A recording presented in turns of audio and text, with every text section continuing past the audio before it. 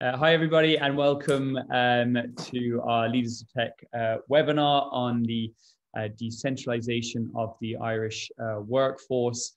I am very pleased to have with me today three excellent speakers and pioneers in the distributed workforce. We've Aidan O'Shea, who's CEO and owner of ShopVoice, Gráinne O'Keeffe, the CEO of Ludgate Working Hub, and Adrienne Kiley, HR business partner of Shopify in Ireland.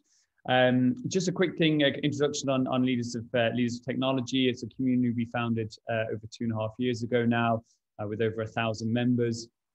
The purpose of Leaders of Tech is to be a platform to encourage healthy debate and insight, and bring together a mind so that change and action will be readily adopted. We host a number of events, workshops, educational programs, mentorships, roundtables, knowledge sharing, anything that can have a positive impact. And again, we're really delighted to have our three speakers here today to share in their wisdom and knowledge at a very important and topical time in the world of work and how we work. So I might just get them all to introduce themselves, maybe starting with Aidan, and then we'll fire into some of the tougher questions. Yeah, thanks, Andrew. Hi, guys. Yeah, Aidan O'Shea is my name. I am the CEO of ShopVoice. We are a customer management outsourcing business. My background, I have about 16, 17 years in the outsourcing business. Before that, worked as a management consultant. So, lots of experience with lots of people in big buildings, which is kind of changing. So looking forward to debating it with the guys. Thanks. And Adrienne? Yeah, hi everyone. My name is Adrienne. I work with Shopify. For anyone who doesn't know Shopify, we're a commerce company. So we provide an online platform to run a business, or point of sale technology if you have a bricks and mortar store.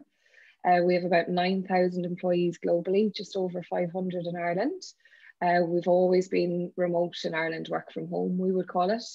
I'm a business partner with them, and I've been in Shopify for 3 years. So working from home as a HR business partner for the last 3 years, but came from a very traditional HR background over the last decade. So I was very new to this a few years ago, but hopefully I can add some thoughts today and help people as they're considering going back into the office. I'm sure you can. Thanks, Adrienne. And Gráinne? Yeah, morning everybody. My name is Gráinne O'Keeffe and I'm CEO of the Ludgate Hub down in West Cork. Hopefully you've all heard of us and will be joining us to work from here after you've made your decisions. But my background has been quite mixed. So I'm only back in Ireland 5 to 6 years. I would have been overseas for 17 years, predominantly in New York, but a little bit in London and Tokyo, with large enterprise organizations in the financial services sector, so Goldman Sachs and JP Morgan. So like those companies are 35,000 strong. And then when I came back to Ireland, I joined Spearline, which is an Indigenous company here in Skibbereen, 100 employees, and now Ludgate, 4 employees. So I've really run the gamut of the huge multinational to the small scaling startup. And it's been fascinating, actually, just to observe the change in workplace practices across all those organizations. Brilliant. Yeah, and definitely want to get into that with you. So thank you, Gráinne. So listen, I'll start off. There's so much to talk about, and time is spare. We only have about 40 minutes, 45 minutes, and then we will open up to a Q&A. So if anyone on the webinar, feel free to just pop some questions in to the box there, and I will make sure, hopefully make sure they get asked at the end. So I'll start with Aidan. Aidan, you made a very brave decision to acquire ShopVoice in, I think, November or December. I think right bang in the middle of the pandemic, cases rising across the country, and have again made another very brave decision to go and doing all that, become fully remote, going from a non-remote organization to a fully remote organization. Can you tell us a bit about why you've done that and the reasoning and where you see the business going? Yeah, sure. You've kind of summed up a few big moments over the last 6 months very quickly. So I guess to answer it, I need to go back into my own background a bit. As I said earlier, my background is in outsourcing. So, and traditionally outsourcing, I'm 16, 17 years, but traditionally outsourcing was call centers or contact centers. And straight away, when people hear that, they have certain perceptions anyway. And even though call centers have evolved or had evolved very significantly, I guess it was all about people based in centers. We had I was the MD of a pretty well-known Irish outsourcing business, and we had about 5,000 people when I left, across Ireland, the US, East Coast, West Coast, Eastern Europe, Philippines. But it was all in big cities because it needed to be in big cities. We needed to access lots of people. It was all in big buildings because we needed big facilities to bring big people, or to bring big numbers of people in. And at the end of my time there, it had become difficult. Like, thankfully economies were going well. Businesses was flying, unemployment was low everywhere, not just in Ireland. It was the same we were in California, we were in Ireland, in Eastern Europe. Unemployment in a lot of these places was really low. So it was really, really hard to get people. And you had to get good at it. You had to be really good at it, and you had to work even harder to keep people. And even like if I look in Ireland, where we had a couple of thousand people in centres in Cork and Dublin. In Cork, you're competing with Apples and Amazon, and in Dublin, it's Facebooks and Google. And no matter who you are in the world, that's going to be a challenge. So it was difficult, and we relocated people. So we needed people with different skills, different languages. We relocated people from Europe, whether French speakers, German speakers, technical people. And, we'd relocate them, we'd help them with relocation, we'd put them up for a while. And it just got very difficult in that, they were dying to come over and work in Ireland and like the sound of that. They liked where they worked and who they worked with, but they struggled to find accommodation because, well, we all know that's another story, particularly in Ireland, in Cork and Dublin. Difficult to get accommodation. Transport wasn't great. So even if if we were 2 miles out of the city, you still needed to get a couple of buses from the city centre. So we had people coming to us saying, love the work, love working with you, but you know what, my life is not great. I can't afford the rent in the city centre. I have to get 2 buses, and sometimes the bus drives straight past me and I'm standing in the rain. And so it became difficult, right? And when I left, I kind of felt, look, the business model here is challenged. And we had looked at work from home, and we did talk to some of our customers. This would have been 2019, 2018. And the stock answer was, and it's understandable why, at the context at the time, it's different now, but it was security is a problem, technology is a problem, but really it was, how can you trust people? How will you know what they're doing? So it never really got traction. I think it was the easy answer. Look, we don't need to do it, so we're not going to do it. And it requires change, so we won't do it. And then, of course, the pandemic happened 12 months ago, and the world changed pretty dramatically. And but for me anyway, and back to your question, like the key change for me and in the industry that I've come from was the acceptance of work from home. And all of a sudden, you could trust people when they were working from home. They could be more productive. They didn't need to be at that desk in that office at 8 o'clock in the morning, And so like there was a whole load of shifts that, given the business that I was in, I could see lots of opportunities. And so you asked, why would I buy a business or invest in a business during a pandemic? Because the world changed. And I think because of the acceptance of work from home, I thought there was a huge opportunity to offer a better service to our customers, in that, we still, you need to be able to access talent, but now we don't have to do it in the cities that we were based in. We could hire from a much wider talent pool. You could go international much more quickly without having to go find a facility, set up, find a management team, take out a lease. It requires X number of million. We don't have to do that, So there was advantages for customers, there's advantages for people. people who didn't have to be at that desk. They could choose where they wanted to work. They had the autonomy around their work and probably more important, their lives. So it was just like a kind of a light bulb that like, this is actually way better. So an opportunity came up to buy the business. I knew the shareholders, worked closely with them in the past. But you know, again, I guess as things have evolved over the last few months, we've kind of seen again the acceptance, and you know, it's not about does work from home work. It's here and it's going to stay. It's how you're going to manage it. But so we have made a decision to go fully work from home because it's better for our customers, it's better for our people.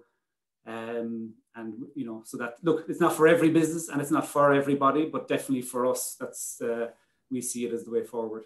Yeah, great. No, thanks. That's really interesting. And look, I think there's pros and cons and challenges with remote. But I mean, one of the massive positives you mentioned there is talent and accessing talent from a broader pool. And certainly we'll talk to Grania about the Ludgate Hub. But first, I actually just wanted to follow on and speak to Adrienne around Shopify. You know, you were a remote organization prior to COVID. So, you know, the shock probably wasn't as severe for you as it was for the rest of us.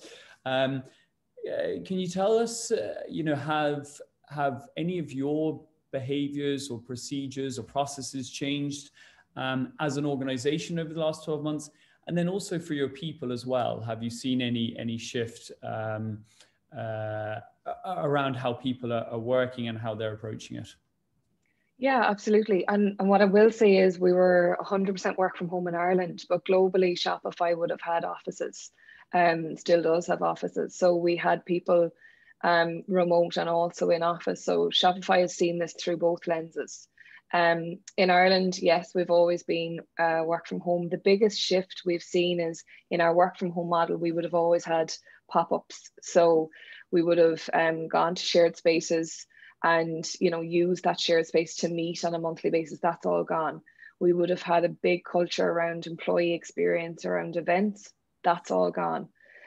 So even people that were used to working from home or working remotely have struggled in Shopify in Ireland through COVID, because a lot of the things even I used, going to cafes, meeting people for lunch, going to a pop-up event with work, all of that human interaction piece, even if you are 100% work from home, is totally gone now.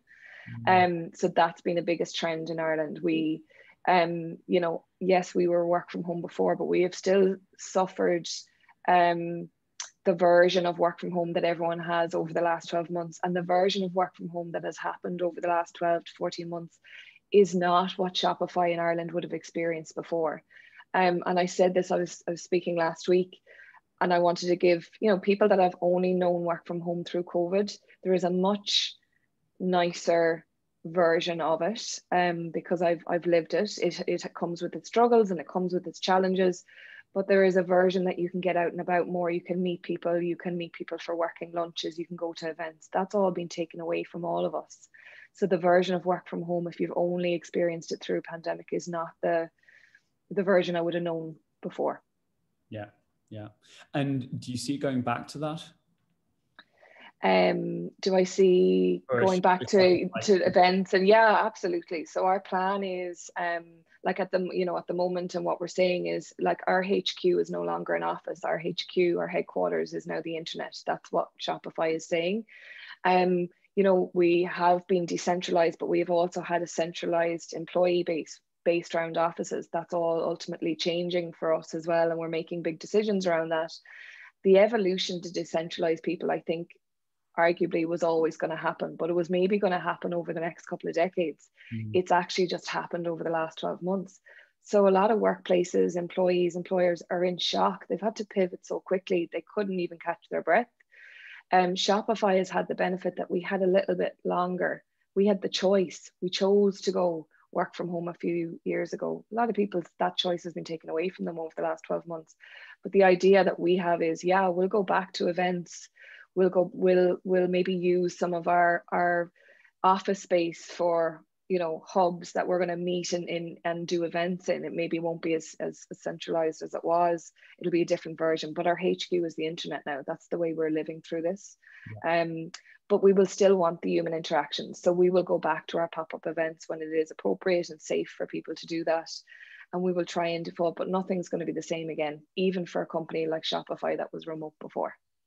Yeah, interesting. Thanks. And a couple of things I actually do want to come back to you on, but I would like to bring Grania in and talk about the Ludgate Hub. And I suppose my question to you, I mean, like this hub and spoke model has been obviously just spoken about on the call, but many companies and people that I speak to are talking about adopting this model going forward, like maybe giving up the big office space and having a number of hubs around the country, which obviously would be great for yourselves and certainly for West Cork. But I suppose my question to you is, what type of companies are you seeing coming to you, inquiring, setting up spaces, whether it's shared or private?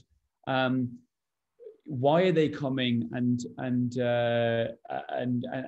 how is it been working? Albeit given I know times at the minute have been probably a struggle, but yeah, look, if we look at the last 5 years, and it's our 5-year anniversary this summer, we have evidence-based data to be able to demonstrate that it is a viable proposition.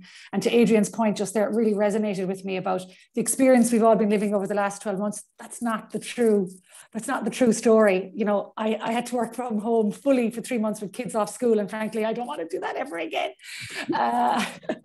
So if I look back over the last 5 years, because it was kind of a pioneering concept 5 years ago, certainly when you have a first mover advantage, sometimes it can be a disadvantage as well, so there's a degree of risk associated with that, but we've ironed out a lot of those issues now. And so if we look at what we have here in the Ludgate, we have capacity for 75 people. The downstairs, it's like a townhouse, so downstairs is where our corporate tenants would be. And that's where we have Excelco, which is an e-commerce company. We have 6 West, which is an aviation, kind of an operations company for aviation services. Travel Master, albeit I'll use their own language, they've been torpedoed over the last 12 months, which, it's a travel tech company.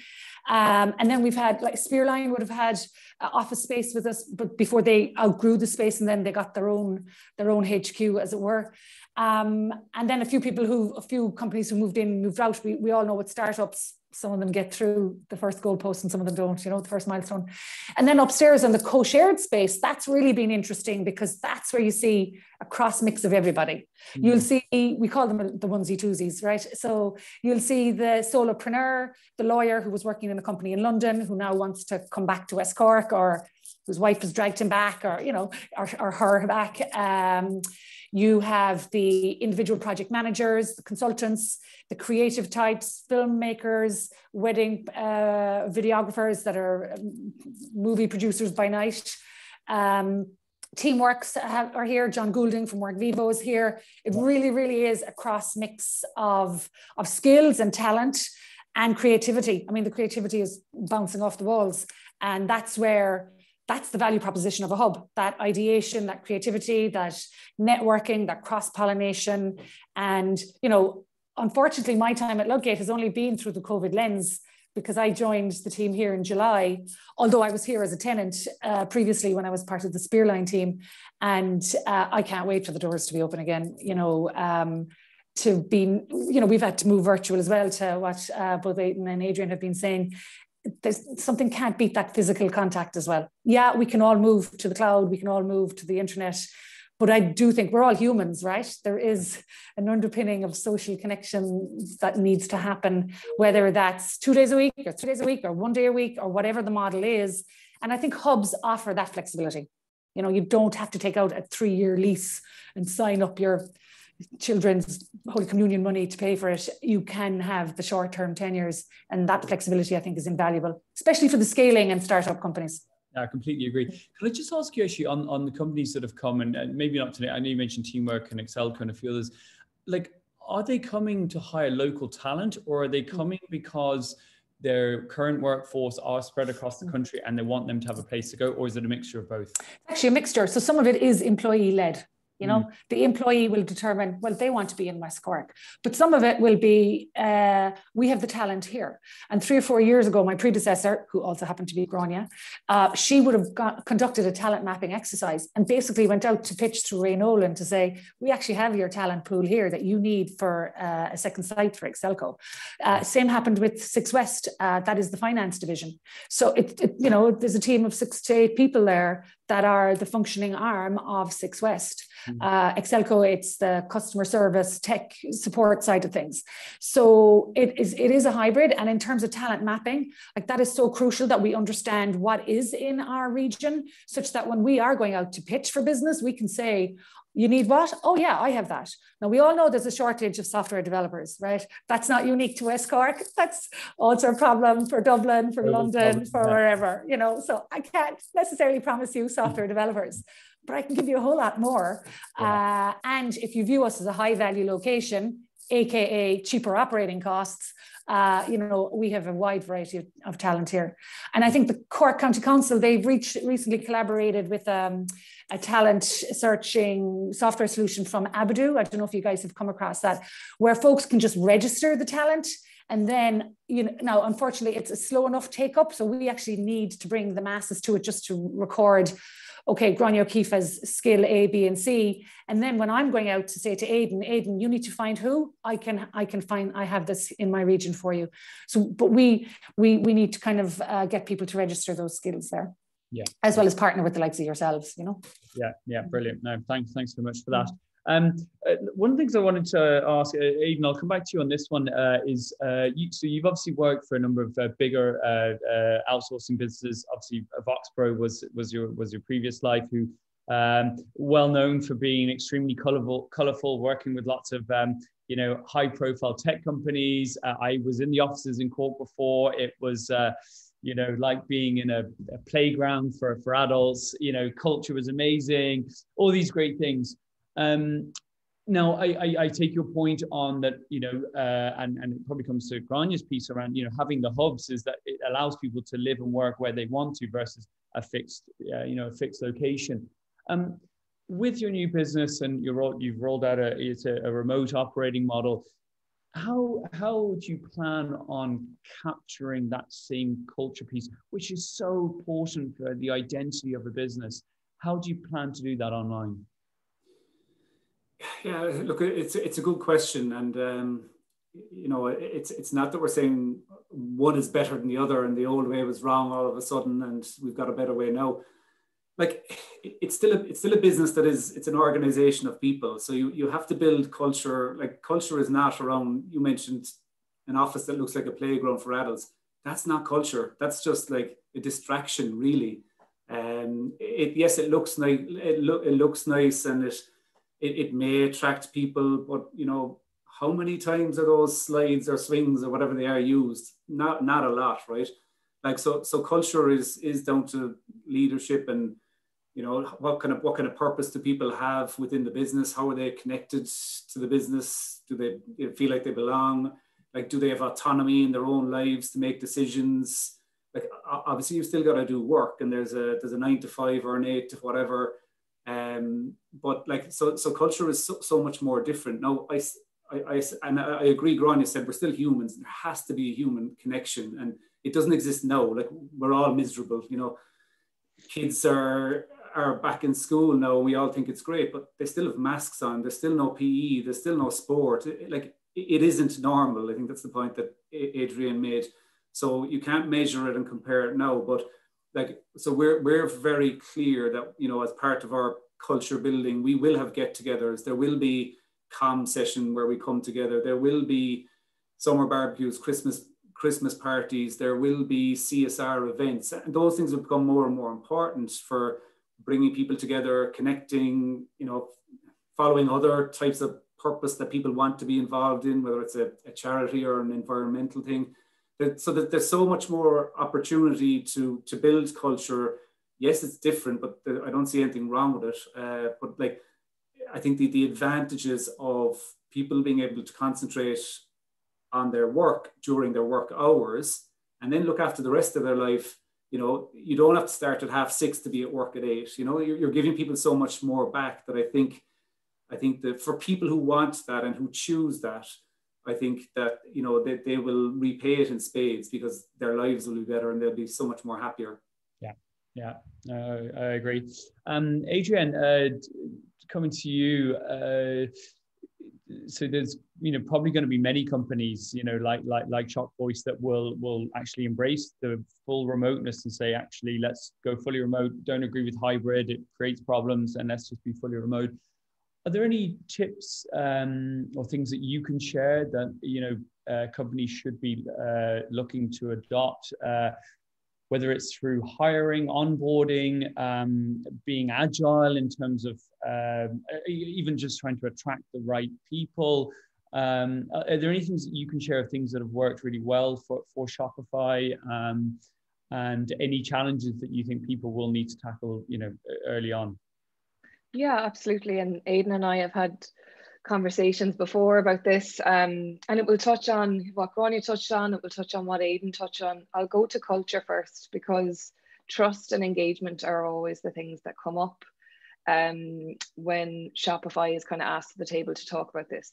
We're basically asked how do we function a global company and trust employees to do their work when you can't see them. And it boils down to, if you do base your culture internally, so you're basing it on a paid canteen or a fancy building or company cars or all of these things that ultimately don't drive success or employee experience or engagement, they don't work, is what Shopify has found over a decade of operating. And we've always had work from home people in the whole time that we've operated. What we have found is that we have focused our culture around our customers. So externally, how are we driving our mission? How do we work every day to make what we do better? So we're no longer looking internally at, you know, what benefits and perks am I getting to keep me here? It's, if you want to stay here and do the best work, this is what we're going to do and wake up and do every day. And working on your culture. And I've spoken to companies before, whether that's getting someone to, you know, build a company culture, a strategy around how you're going to engage people, but the people will want and should want to stay because of the work that they do, not because of the things that you give them. And they want to believe in what you're doing. And it is that purpose and belonging that Aidan touched on. And also it's what Grania is also offering, that human connection. We're all human beings. We crave human attention and connections and personality types that we get on with. Just because Shopify operates with a HQ on the internet, it doesn't mean that we're never going to meet again in person. We absolutely will, and we will value it.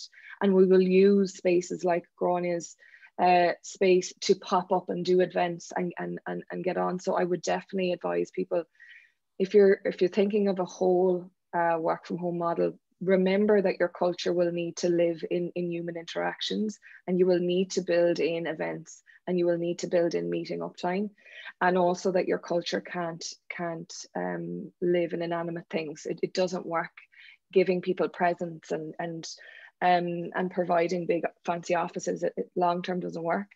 The last thing is the age old internet item. I won't say issue because I don't want to be negative, but Ireland needs to get better. We just do. It's no longer acceptable for us to say, oh, if you're in some parts of Ireland you don't have good internet. It's not okay for me. I find this, my mind boggles at this. If Ireland is truly going to engage with the right to disconnect and all of these codes and laws and bills that are being passed by our government at the moment, we need to have strong internet, and it needs to be accessible across all counties, and it can't be centralized around the counties that are spread around the cities in our country. And a company needs to have good tooling. So it's not okay for us to put the responsibility on employees and say, look, you can come and work for Shopify if you've got good internet. The employer has to provide good tooling and communication tooling, such things as Slack or whatever you want to pick, but it needs to be powerful, because people will get disengaged if they can't talk to each other. If your HQ is the internet, they'll get pissed off. They'll leave because they'll have no longer physical connections with people because they won't sit with them. And then they also can't speak to them fluidly through the day. So why would you stay, you know, if you're totally in isolation? So companies need to sit down and have a massive strategy around the tooling that they're going to use to communicate with their employees as well. Yeah. And I could go on. There's loads of other things. Yeah, no, I'm sure. It's just to touch on that, you said around internet connection, and completely agree.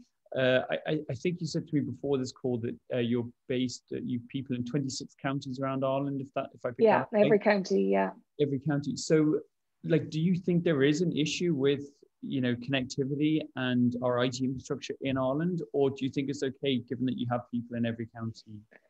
We have people in every county, but not everyone is having a good experience in relation to their connections. And we have had people in certain counties that have to relocate within county or to the county next door. Okay. And you know, we have employees that have to go and use a family member's. This is pre-COVID. Their house, they need to work in their house because they've got maybe, you know, stronger connection. And I just don't think it's in 2021 that's acceptable anymore. It's just not good enough for people who live in on this island. And I think companies like Shopify and Gronia and Eden are, like, if we actually join forces and make a very loud, strong voice about it needs to change. And Ireland can't hang their hat that we are this decentralized and advertise if actually at the crux of it we're not, because it's setting people up to fail. People will leave the Dublins and the Corks and the Galways. They will come home from London, Paris, Tokyo, and they will think that they can operate perfectly well in a county that is not set up for them. And that's not fair, I don't think. So I think there's work to be done there. I also think the employer needs to come to the table though and know that, okay, if we are going to push responsibility, because you have to, in our contracts, we do push responsibility around internet connection and availability of internet on our employees. The employer needs to also match that with the ability of strong tooling within their setup.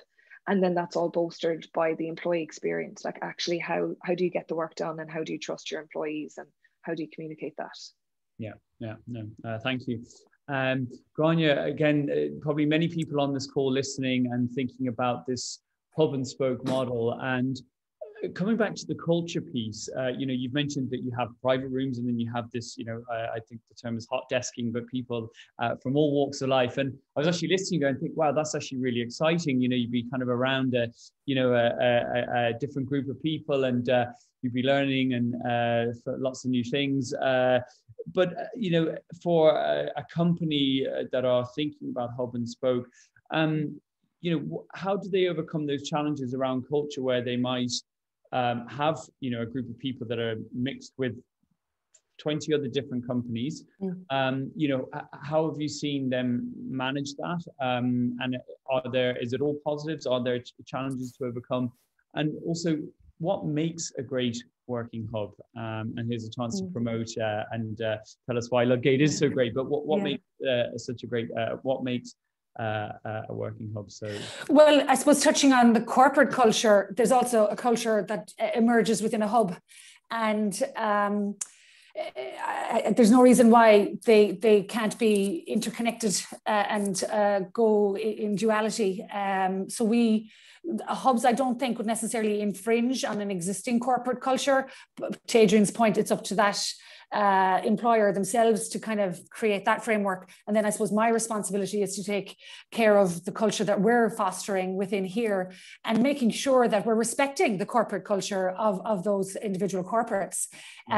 You know, you get things like not everybody is comfortable being on an open floor, and you have to have etiquette about headset policy and, you know, level of your voice. That's not unique to a hub. That's a co-shared space that could be within an organization. So I have a little bit of a loud voice, so I have to bring it down a notch occasionally, you know, or somebody could be clobbering in the shoes and you're kind of going, hang on a sec. And at the moment, because it's COVID and there's only a handful of people, the people who don't have connectivity out of the back of Durris or Towhead or wherever, and there's only a handful of people, so all the noise is amplified. You know, so you do really need to be cognizant of others, I think. So that's just respect. I would think that needs to be relevant there.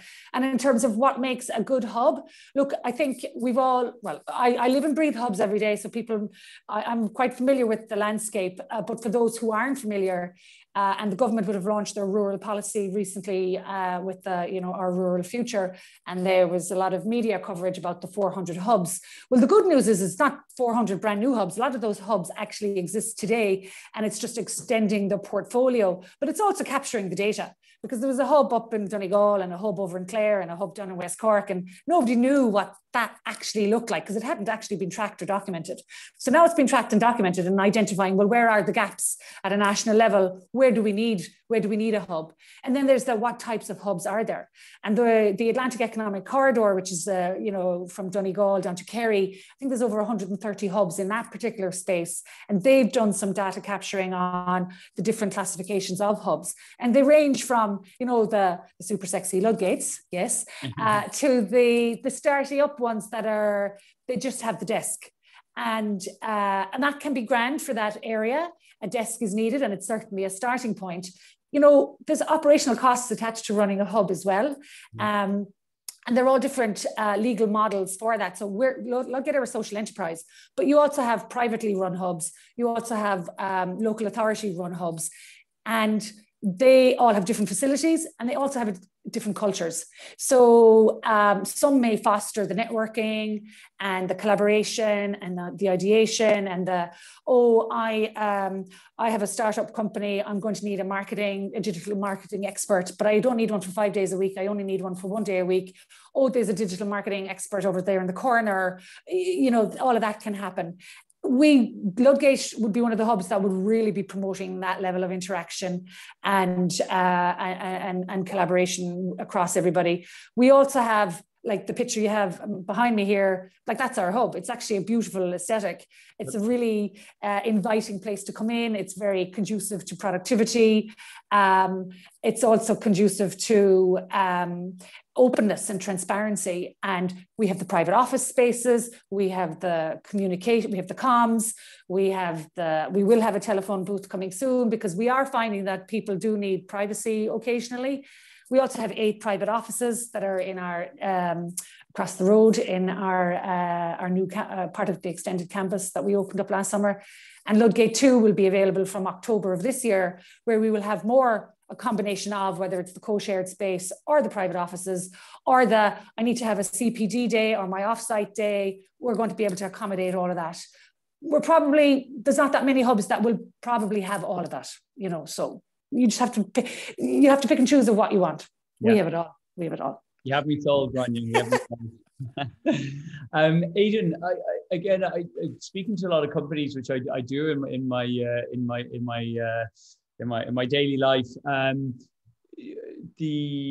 think a lot of people are sort of looking to the future, thinking, wow, to operate a team of people inside a building is challenging. To do so remotely is mind-boggling. In your line of business, do you see or have you seen more companies looking to outsource parts of their business to people like yourself who are, obviously very, very good at operating, teams, which you have done obviously for years, obviously in your last business, 5,000 people. Do you see more companies going down that route? Well, I think that is a trend that has been increasing year on year anyway. We all outsource, whether it's your accounts or, we all use other businesses or other people to do things for us. So, but I think in what we do in the customer management space, it is a trend that's growing globally. It's probably too early to say what the impact of COVID has been, because we're still in it, unfortunately. But I do think, and I guess I suppose, I would say this, but I see that there is an opportunity, because we are going for it. We are building our business on work from home. And I feel that some businesses who may choose to operate a blended model themselves may think it's a bit easier than it actually is. I think there are going to be challenges in how you have some people in the office and some people working remotely, how you communicate with them, how you engage them, how do you make sure that that's fair? Because if, you talked about culture earlier, like if people have a perception of there's a lack of fairness, you've got a problem. Mm. So I guess, even doing it ourselves, like we've had to look at every single process. If you take the employee life cycle and everything from, what is the profile of person that wants to work this way? Where are they? How do we find them? How do we not interview, but how do we talk to them? How do we onboard them? How do you train them? How do you engage them? Like every single normal process within a business has been upended, and we're kind of digging down into those and rewriting those. So I would say that, you know, other businesses who aren't committed to doing that but want to now change from an office space to a remote or decentralized model really need to think about that, and or otherwise, you know, there is an opportunity to partner with people who have got it figured out. Yeah, no, I agree. Adrienne, is a fully remote organization an agile and very flexible organization, or in some ways is it the opposite, because you do need a lot of structure and you do need a lot of process and you do need to be here at this time on every Friday of every second month because it's really important we meet up? Yeah, like I think agility comes hand in hand with work from home, but I think it comes in a different form than how it represents in a workplace. So for example, my old pre-Shopify, I worked in a very traditional company. I clocked in and out. There would be questions if you clocked in late, but I was still working long hours and working very hard. And I always kind of struggled with that, if I'm going to be honest. I wondered why that would ever be a question, you know. In Shopify, we have to have structures. To Aidan's point and to Gráinne's point, you have to have a certain amount of structure in place to run a highly functioning global company. There needs to be parameters, but we give people agility around the hours that they work. Some people like work better 10 to 6, others are better 7 to 3. Our ethos is, as long as you get your job done, you work the hours that you need to do within reason, in brackets. And that trust goes two ways. A lot of people, I think, always look at trust in relation to, does the employer trust their employees? Well, what about the other way though? Does the employee trust the employer and how they're set up and how they're operating? Do they trust the operating systems that they're working to?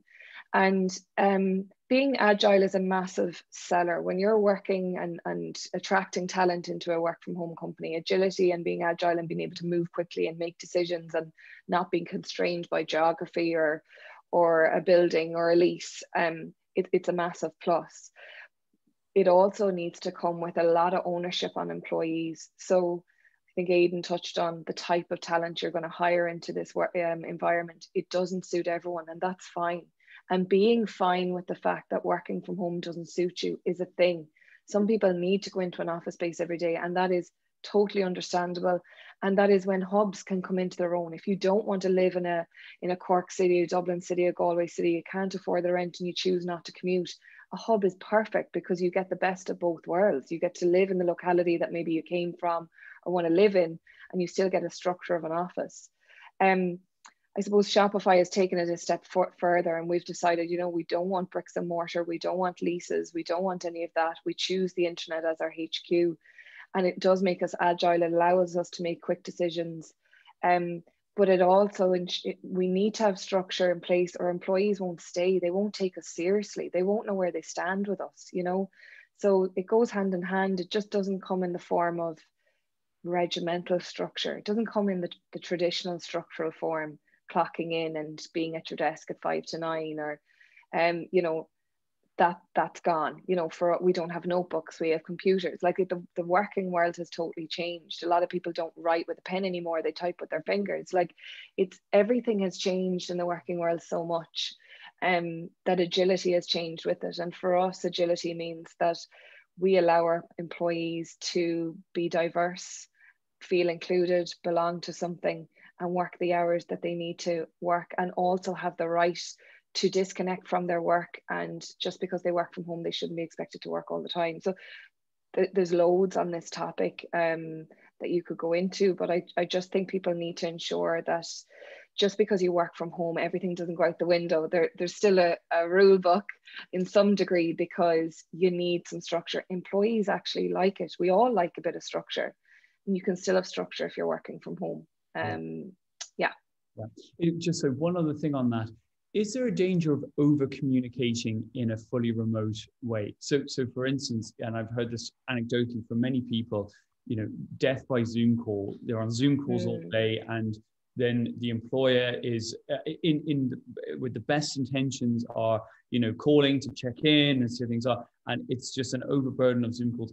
Is there a danger of that, and is it can it be difficult to get the balance right sometimes, especially because you see this water cooler moment, but when you're in an office, you see someone, you can have a 2-minute chat and off you go. And I've experienced it when I have a Zoom call with someone for a quick chat. It can go for 20 minutes. Now, maybe that's my problem because I talk too much, but I think there is a bit of a common trend there that I've heard that is the case. Yeah, like I'm not going to deny that. I'm in this environment for over 3 years now, and it's camera fatigue, and I think it's been heightened recently because all of our hobbies and our classes and our, a gardening class or a yoga class, everything is on camera now. We're nearly like famous movie stars. We're in front of the camera so much, and you get camera fatigue. And I said it to my mother actually last night. I was speaking to her on the phone, and I said, I've done this for over 3 years. So I'm in a role that's on camera in meetings all day, every day. And now suddenly, like, my yoga class is on the laptop that I work at all day, and the gardening, so everything is on camera. This is not what post-COVID should feel like. You will have this, but it's you're not always going to be spending your whole life in front of a camera. There is also a responsibility for boundaries, and I think that's what you're also touching on, Andrew. It's boundaries around when you're clocking off, when you're disconnecting your laptop, when an employer can't contact you. And a lot of people, and I spoke about this last week at an event, it was a right to disconnect because this is a code that the government have recently released in Ireland, and people are talking about it. It's a hot topic at the moment. A lot of people are talking about it again through the lens of the employer. What should the employer do to make sure that I'm connected all the time? It's true, an employer has to take it very seriously and have boundaries around when to contact people in certain time zones. But employees have to take accountability around your own boundaries. What hours do you work? Do you advertise those hours? Do you, put out of hours on your calendar? In Shopify, we have something called No Meeting Wednesdays. So our CEO every couple of months jumps in and wipes. He's a great man, but this can be very annoying. He wipes our all our meetings on a Wednesday, just every now and then to prove to us that he expects us to be very impactful, but impact does not equate being on camera all the time. You can do very impactful work behind the camera. And so there's methodologies you can put in place to make sure that your workforce are protected within the boundaries that they should be working, and that it doesn't seep into their personal life, because then work from home becomes always on. You feel like you're always contactable, and that's not fair either, so it's a balance, and it comes down to the responsibility of the employee and the employer being very candid about it. Yeah.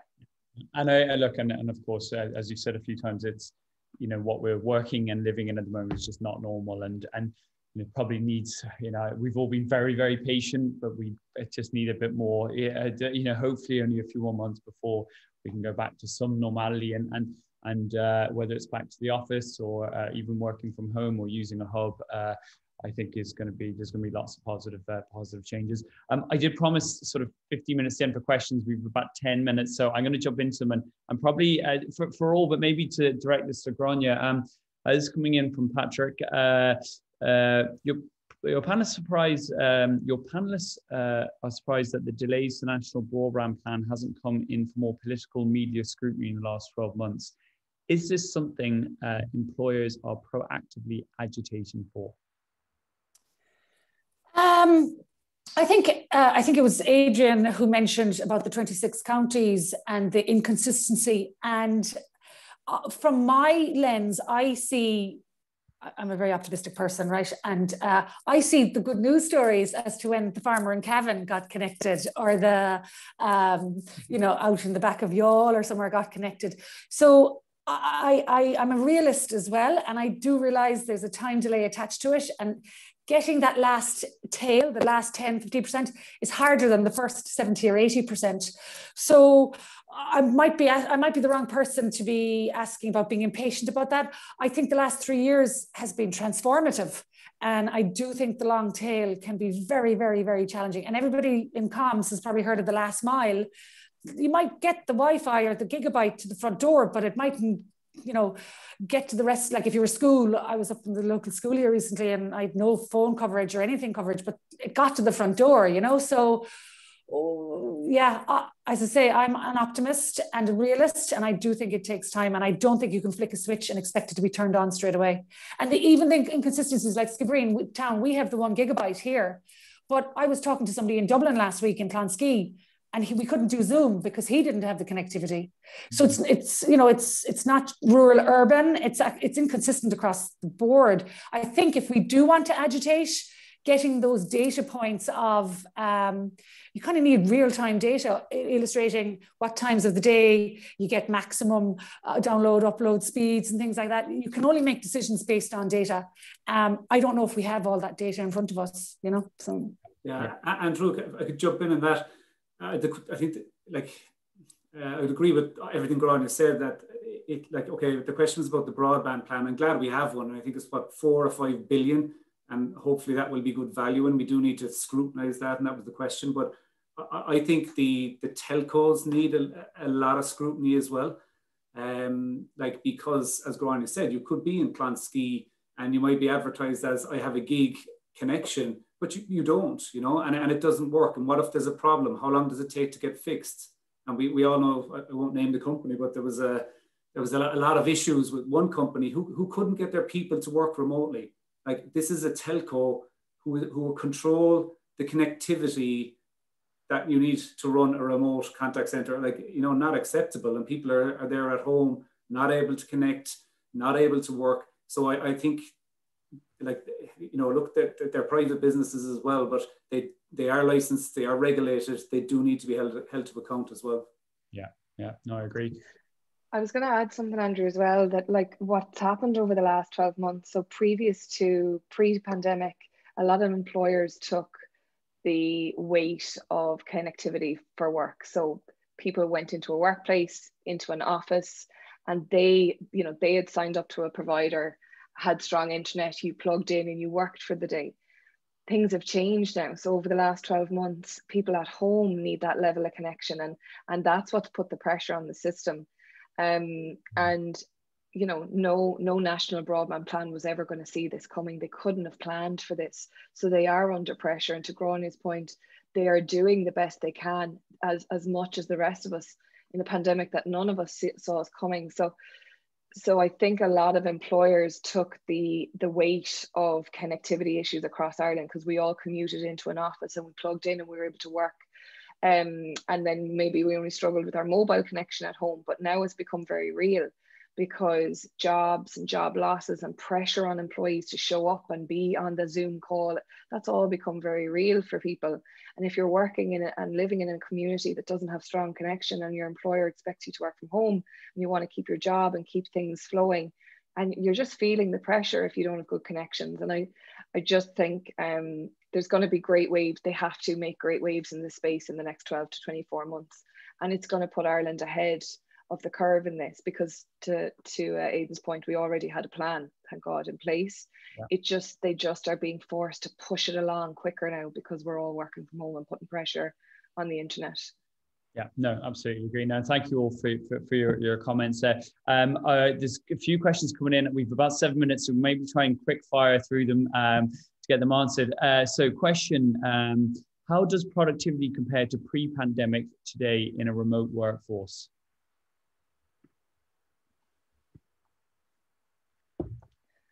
Productivity.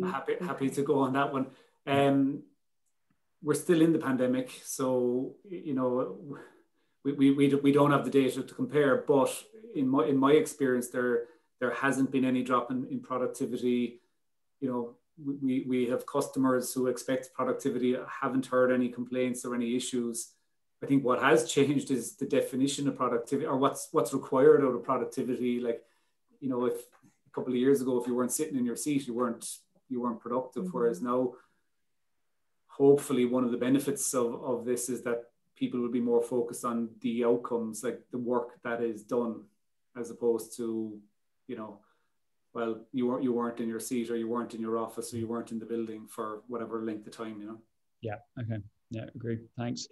Question for Adrienne: in a non-brick and mortar world, how do you ensure you get the input from the more timid people on a Zoom call? The people who would share things as you make a cup of coffee in the office, but don't have the confidence to speak up in front of 10 people on a call? Yeah, this is a good question. It comes up a lot. It actually stems from how we hire. So the demographic and the approach of our hiring approach really talks to the story of working from home, and really kind of seeks out the people that are comfortable in this environment. Again, working from home and on camera is not for everyone. If they feel it's for them and they come through our hiring process and then we realize that they're not comfortable in this environment, there's ways that we train our leaders. So we have a leadership program that identifies people that are not as explicitly outspoken as other people, and they can still have an impact. And we do have a camera on policy in Shopify. So we speak out that we want people cameras to be on when they're present in a meeting, and that you will be called upon to share. And if you're not comfortable, you don't have to be impactful by unmuting and speaking in meetings. That's a cultural thing in Shopify. You can be impactful in written word. You can be impactful, you know, with our merchants. You don't need to always speak up in a meeting, but that's a cultural thing in Shopify. But we do operate a camera on policy. That is a thing in Shopify, and we ask people to be camera on, but you would never be called out if you're not speaking up. That being said, we do try and tackle that at our hiring. So we are trying to look for a certain type of person who is comfortable in this environment and knows that they're going to be on camera and asked to speak and partake in that environment. No, it makes sense. And a question for the whole panel, and we'll finish on this. Do you think a 4-day work week is feasible in Ireland? And if so, how far do you think that is away? I think a 3-day work week is even more feasible. No, I can jump in and I'll hand over to Gráinne and Aidan then. But yeah, look, it depends. I'm going to give one of these answers. It really depends. It depends for Shopify on our merchants. Our customers are central to everything that they do. Does it have to be? I think people need to look at a 4-day work week. Does it have to be Monday to Friday? Does it have to be the same days for every person? As long as your customers are being looked after, can employees rotate the days that they work to make sure that there's coverage every day? There's so many questions, and there's more questions than answers, I think, around the 4-day work week. We have grappled with it, I'll be honest. I think Marcus asked that question. Shopify have grappled with it. We are still in we're a 7-day operation, so we operate every day of the week. But for all permanent employees, we work 5 days a week. So it's not something that we've looked to do right now. But for on this topic, I think there's more questions than answers on this yet. And to Gráinne's point earlier, we may need data on this. So it's going to take companies to go and be the pioneers before other people jump aboard, I think. Well, just to jump in, our organization has just moved to a 4 and 4. So we do 4 normal days, Monday to Thursday, and 4 hours on a Friday that everyone just does on their own time. So whether that's 6 a.m. to 10 a.m. or 6 p.m. to 10 p.m. or whatever they want to do. And we're, I think, on our 3rd or 4th week now. It's working well so far, but I'll be sure to share any feedback or insights on how it goes. But Aidan, Gráinne? I think that's fantastic. The 4x4, that's a lovely kind of stepping stone and experimental as well. You know, it's a low risk strategy to do that. I think, to Adrian's point, some sectors and some roles within some sectors are more suited to that, but depending if you're customer facing, depending what line of business you're in, it would work. You know, I think, what is it? Is it a 48-hour average work week? But there's some sectors who do 90-hour week. I'm not proposing that at all, but you know, if you're in the medical profession, how many hours do they work? So can doctors do 4 days a week? Can nurses do 4 days a week? I really think it's up to the individual organizations to determine the productivity output that's required, the impact on the business, and the types of people that are working for them. I don't know if you can have a government legislation on that. Yeah, look, I would agree. I think it is. Is it feasible? It is. Can you legislate it for? I don't know. You can't make it mandatory. It can work for some businesses. I know we do have some people who do work for 4 days. Like, let's say you work 4 10-hour days. But then it depends on the business again, you know. So, but I think, like, you know, we need to explore it. It's about choice again, and you know, people managing their life around how they work. So I think this is it's a great question, a great debate. Yeah, look, I actually think you could do a whole webinar on that topic alone. So look, on that note, I think we'll leave it there. We've just hit the hour mark, so I don't want to go over. Thanks to everyone for tuning in, but a special thanks to our speakers, Aidan, Adrienne, and Grania. Just so interesting to hear your insights. Thanks for being so candid and so open. It's been really beneficial. I've certainly learned a lot, and wish you all the best with your future endeavors for the rest of the year. And yeah, I'm sure, look, you're all on LinkedIn, so if anyone wants to connect and message, and I'm sure they will do. So thanks again to everybody, and look forward to seeing you at our next event.